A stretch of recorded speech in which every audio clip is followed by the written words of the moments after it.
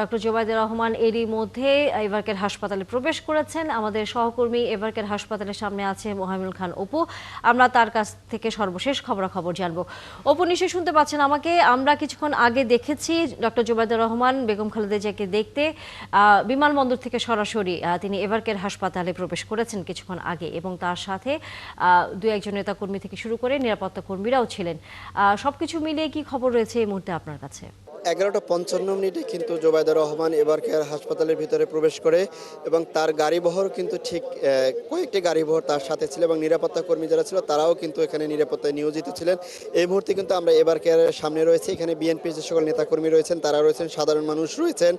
প্রত্যেকটা মানুষেরই কিন্তু কণ্ঠে উচ্চারিত হচ্ছে বেগম খালেদা জিয়া সুস্থ হয়ে তাদের মাঝে ফিরে আসবেন এবং উন্নত চিকিৎসার জন্য তিনি লন্ডন যেতে পারবেন এবং সেখানে সেবা নিয়ে সুস্থ হয়ে তিনি আবারও দেশে আসবেন, সেই প্রত্যাশা কিন্তু প্রতিটি মানুষের মধ্যে রয়েছে। তারা যেটি বলছেন, আজকে শুক্রবার দিন, জুমাবার দিন প্রতিটা মসজিদে যেমনি মিলাদ হবে তেমনি মন্দির গির্জা মন্দিরেও কিন্তু তারা প্রার্থনা করছেন। হিন্দু ধর্মাবলম্বী অন্যান্য যারা রয়েছেন তারা সবাই কিন্তু চাচ্ছেন যে বেগম খালেদা জিয়া সুস্থ হয়ে আবারও তাদের মাঝে ফিরে আসুক। অর্থাৎ জোবাইদুর রহমান 11:55 সময় কিন্তু এভারকেয়ার হসপিটালের ভিতরে প্রবেশ করে। এর আগে আমরা 10:43 সময় কিন্তু তিনি হজরত শাহজালাল আন্তর্জাতিক বিমানবন্দরে একটি ফ্লাইটে অবতরণ করেন। এরপরেই কিন্তু কিছুক্ষণের পরে কিন্তু যাবতীয় আনুষ্ঠানিকতা শেষ করে কিন্তু এভারকেয়ার হাসপাতালের উদ্দেশ্যে রওনা হন। এখন কিন্তু বর্তমানে তিনি হাসপাতালটির ভিতরে রয়েছেন এবং এখানে দেশি এবং বিদেশি যে সকল চিকিৎসকরা রয়েছেন তাদের সাথে তিনি কথা বলবেন, তার শরীরের সার্বিক খোঁজখবর নেবেন। এবং জানেন যে আজকে কিন্তু কাতারের আমির এয়ার অ্যাম্বুলেন্সে যেটি আজকে আসার কথা রয়েছিল সেটি কারিগরি ত্রুটির কারণে কিন্তু আজকে আসতে পারেনি, সেটি কালকে বিকাল নাগাদ আসতে পারে, এমনটা কিন্তু জানিয়েছেন বিএনপির মহাসচিব মির্জা ফখরুল ইসলাম আলমগীর। তিনি আরও জানিয়েছেন যে রবিবার নাগাদ চিকিৎসক বোর্ড যারা রয়েছেন, এই বোর্ডের সদস্য যারা রয়েছেন তাদের সব কিছু মিলিয়ে তাদের সিদ্ধান্তের পরেই কিন্তু আসলে রবিবার নাগাদ তিনি লন্ডনে উন্নত চিকিৎসার জন্য তাকে নিয়ে যাওয়া হতে পারে। তার শারীরিক যে অবস্থা সেটি কিন্তু আগের মতোই অপরিবর্তিত রয়েছে এবং তিনি সিসিইউতে রয়েছেন। জানেন, তার এই বেগম জিয়ার অসুস্থতাকে কেন্দ্র করে কিন্তু সারা বাংলাদেশের মানুষ কিন্তু এই এভারকেয়ার হাসপাতালের দিকে তাকিয়ে রয়েছে এবং সাধারণ মানুষ যারা এখানে যারা আসছেন প্রত্যেকেই, অনেকের সাথে আমরা কথা বলেছি, তারা অনেকেরই বিএনপির তৃণমূলের কর্মী।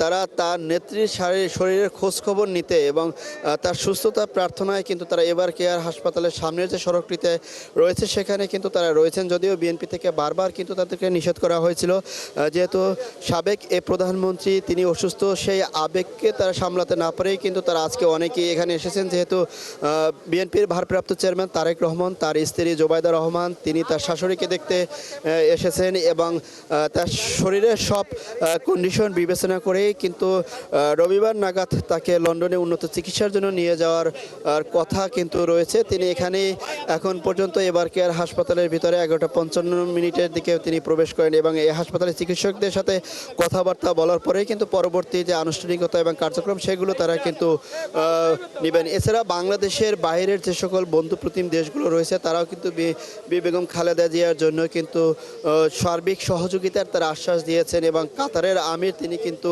এর আগের বারও আমরা দেখেছি যে এই এয়ার অ্যাম্বুলেন্সের মাধ্যমে তাকে উন্নত চিকিৎসার জন্য বিদেশে নেওয়া হয়েছিল, কিন্তু আবারও এই এয়ার অ্যাম্বুলেন্সটি তার পাঠানোর কথা ছিল এবং কারিগরি ত্রুটির কারণে কিন্তু অ্যাম্বুলেন্সটি আসতে পারেনি। সেক্ষেত্রে কালকে বিকেল নাগাদ এটি আসার কথা রয়েছে এবং এটি আসার পরবর্তীতে চিকিৎসক বোর্ডের যে সকল সদস্যরা রয়েছেন এবং ডাক্তার যারা রয়েছেন দেশি এবং বিদেশি, আমরা জানি যে চীন থেকে কিন্তু 4 সদস্যের একটি প্রতিনিধি দল ডাক্তার যারা রয়েছেন, বিশেষজ্ঞ ডাক্তার, তারাও কিন্তু এসেছেন।